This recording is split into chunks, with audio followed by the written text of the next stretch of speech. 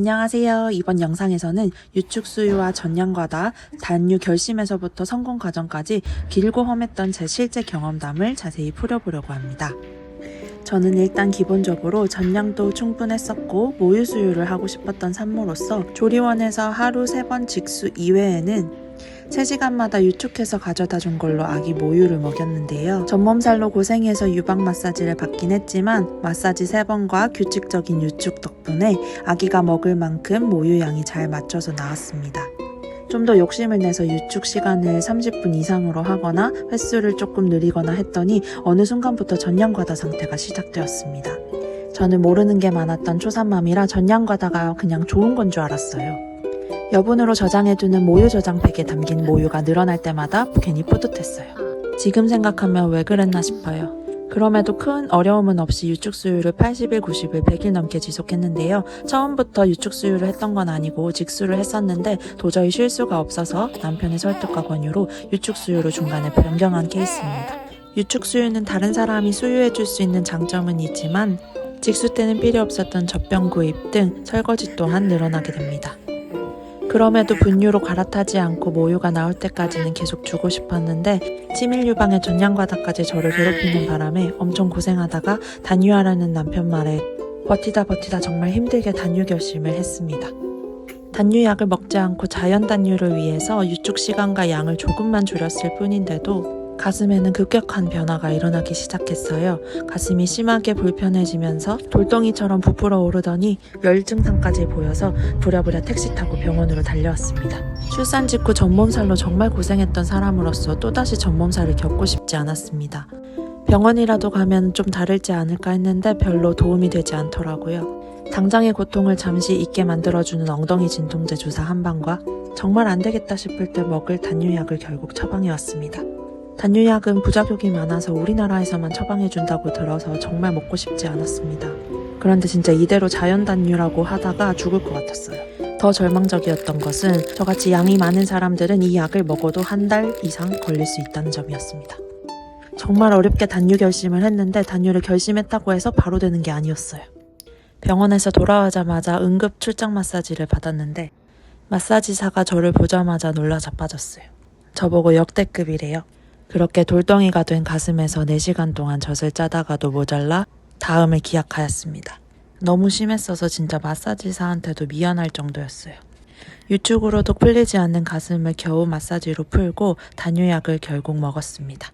자연 단유하면 약을 따로 먹지 않기 때문에 유축한 것을 줘도 되는데 약을 먹고 난 뒤에는 3, 4일 동안 아기에게 모유를 주면 안 된다고 해요. 이제 아기에게 모유를 줄 수 없다고 생각하니 우울하기도 했습니다. 약도 약이지만 다른 방법도 총동원해서 단유를 빨리 성공시키는 것이 목적이었기 때문에 양배추와 단유 크림도 당장 주문해서 가슴에 붙이고 바르고 난리였습니다. 양배추는 가슴에 열을 내리는데 효과적이었지만 단유 크림은 사실 효과는 잘 모르겠지만 계속 발라주긴 했었습니다. 크림 또한 양배추 성분으로 만들어졌다 하더라고요.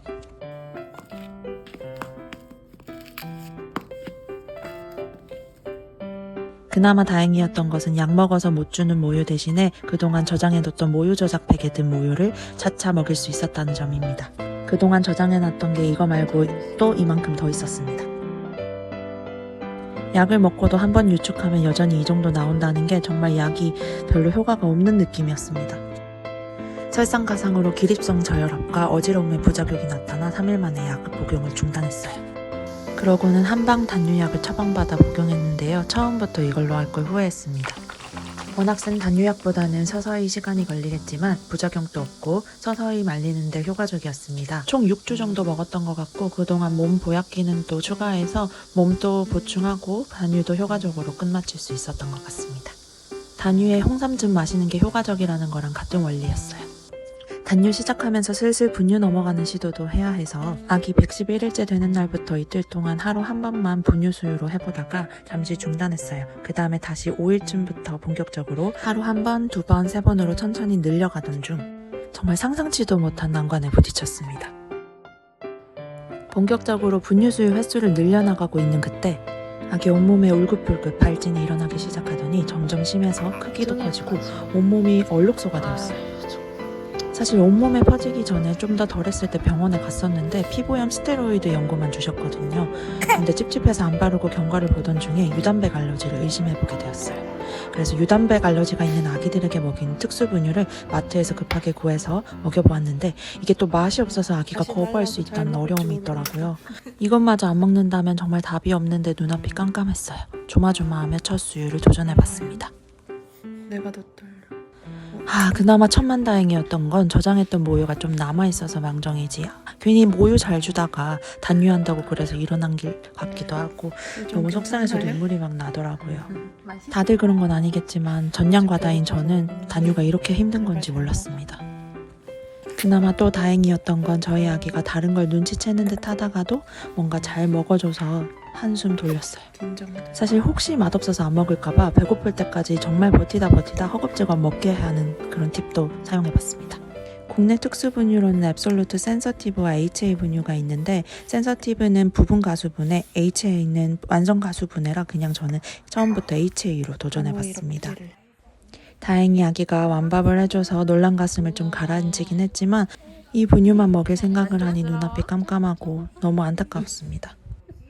이후에 다른 병원에 가서 다시 여쭤봤는데 2달 뒤에 다시 일반 분유를 시도해볼 수 있다고 하고 안 되면 또 돌에도 다시 시도해보라고 하셨어요.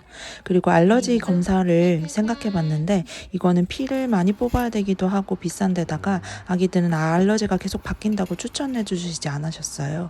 그래서 알러지 검사는 포기하고 안 하기로 했습니다. 저희가 사실 분유로 바꿀 때 좋은 분유 열심히 공부해서 기껏 정했는데 이것도 못 먹고 그냥 특수 분유만 먹여야 된다고 생각하니까 너무 허탈한 거 있죠. 게다가 맛없다고 거부 안 해서 다행인 줄 알았는데 설사 위험도도 높아서 계속 긴장해야 된다고 하더라고요. 저희 아기도 안 보던 녹변에 설사도 좀 계속 하긴 했는데 이 부분은 계속 지켜보니까 오랫동안 좀 걸리는 것 같아요. 이렇게 단유 결심하고도 완벽히 성공하는 데까지 55일 정도 걸린 것 같고요. 그동안의 맘고생, 몸고생은 정말 말로 다 설명할 수가 없습니다. 유당불내증 있는 아기는 이유식도 빨리 시작하는 게 좋다는 얘기가 있어서 이유식 공부도 정말 부랴부랴 했는데 뭐 이렇게 준비하고 사야 될 게 많은지 또 다른 난관에 부딪힌 느낌이었어요.